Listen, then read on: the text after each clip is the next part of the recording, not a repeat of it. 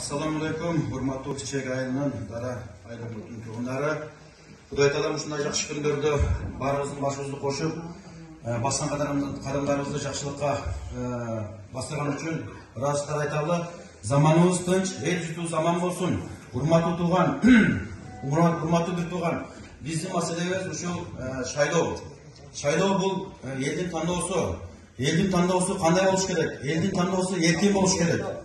Бүгүнкү күнгө чейин жанагы жеңишинен сүйлөшүүлөр менен, көчөк артындагы сүйлөшүүлөр менен, жана тааныштыктар менен, жанагы бийликтин кысымчылыгы менен, же күч колдонуу менен болуп, бүгүнкү күндө мамлекетибиз кандай болду? Өзүңүздөргө мына маалым, былтыр акыркы шайлообуз 2020-жылы эгемендүүлүк алгандан бери өтө бир чоң жанагы сүйлөшүүлөр менен, арам акча менен ачык айтканда, аягы жакшы болгон жок.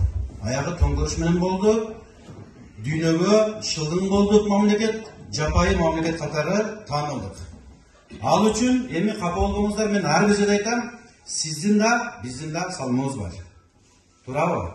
Ошону ар ким жанагы катасын мойнуна алган адам жакшы адам дейт го. Ошон үчүн катабызды мойнубузга алалы дагы, макул дебелен үйүбүзгө келгенден кийин анын акчасын алып, акырын шыбырашып шайлай бербей, татыктуу талапкер. Мынакей кеңеш